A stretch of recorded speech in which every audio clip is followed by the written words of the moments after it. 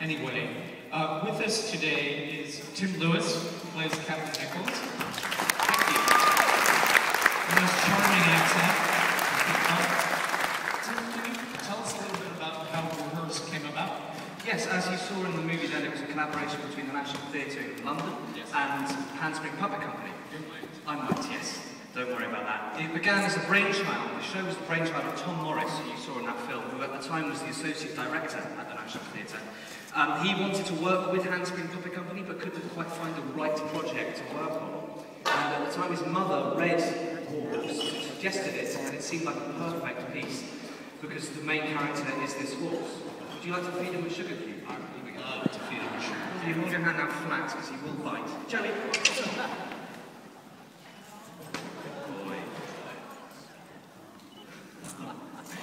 so yes, and it's the workshops began a couple of years after that, and the show started in 2007. What are some of the particular challenges about learning a piece like this to stage? I mean, first the adaptation. So, what are some of the challenges? You'll have to forgive him. He's probably a bit hungry. I think he wants another sugar. The challenges are huge. Staging the First World War, war by its nature is epic. The First World War in particular is called the Great War for a reason. And all the scenes that the show goes through, we go from rural Devon, crossing the Channel with a boat full of horses. We've got a First World War cavalry charge in the trenches of the First World War behind the German lines. So that's quite difficult. I guess the main challenge, the big challenge, as I mentioned earlier, is this puppet, this beautiful puppet, is the lead character in the show. But he can't speak. And you, as an audience, have to emotionally connect with him and his journey without him having any dialogue. Hopefully, and with the beauty of these puppets, we think it works. Yeah, it does work. It's extraordinary seeing it this close up. I saw it at Lincoln Center, which was such a great pleasure, but to see Joey this close, let me tell you, this is amazing stuff. Tim, why don't you tell us a little bit about the puppetry?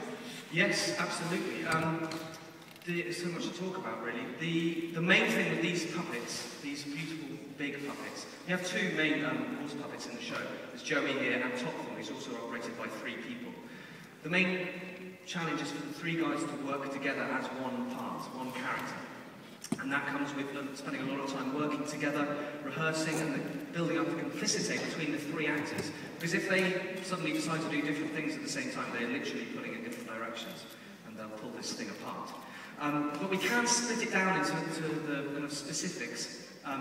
Each part of the horse, each puppeteer has a specific task, technical tasks to achieve, and also an emotional indicator that they're in charge of. So I can kind of give you an insight into what we work on in the show. Tommy here on the head, he's in charge technically of the eye line of the horse. Human beings and horses are very keen observers of eye line. It tells us a lot about what they think, what they want, what their intention is. Tommy's in charge of that. Also behaviourally, we learn that facing a horse face on, they don't like. Anyone who knows horses will know that. They perceive human beings with their forward-facing eyes as predators, like wolves. So if I turn to face Joey now, he doesn't like it. All right, and you can see his ears go back. Tommy's in charge of those ears. They're a big emotional indicator of what the horse is feeling. All right, I'm going to turn around now before he kicks me. And if I turn around, and you can see his ears soften a bit. Good boy. Good boy. And we're friends again.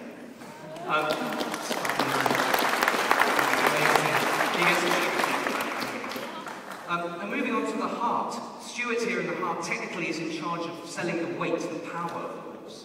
These puppets weigh they're as light as possible, but each one is handmade, and their weight varies, but it's roughly 100 pounds per puppet. But when the hoof hits the floor, you have to feel the weight of a half-ton horse above it, and the power in the muscles. And Stuart's in charge of that.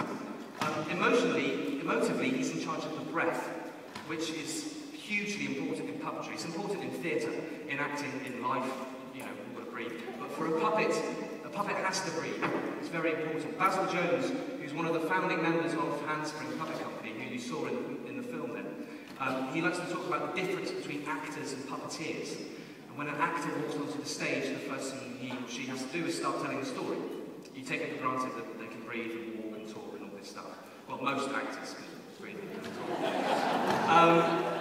When a puppet walks onto the stage, the first thing it has to do is be alive in the space. You, the audience, have to have a moment to buy into the fact that this is a living, breathing thing. They don't hide the fact it still is a puppet. They don't make it look too much like a horse. And the breath is very, very important in that. We can show you some examples of breath we use in the show. We've got a long, slow, exhausted breath after a long gallop, maybe. And moving on to a short, sharp, quite agitated breath.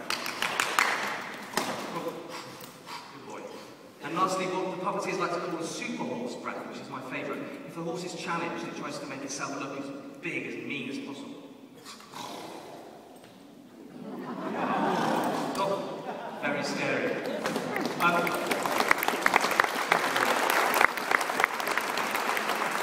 moving on to Ian, in the hind here. Ian's technical task, again, is to deal with the weight of the horse, to put real power in these huge rump muscles, which are used a lot in setting off and in galloping. Also, emotively, he's in charge of the tail. Now, anyone who knows horses here, even if you don't, the tail is as important as the ears in telling us what the horse is feeling, his state of mind.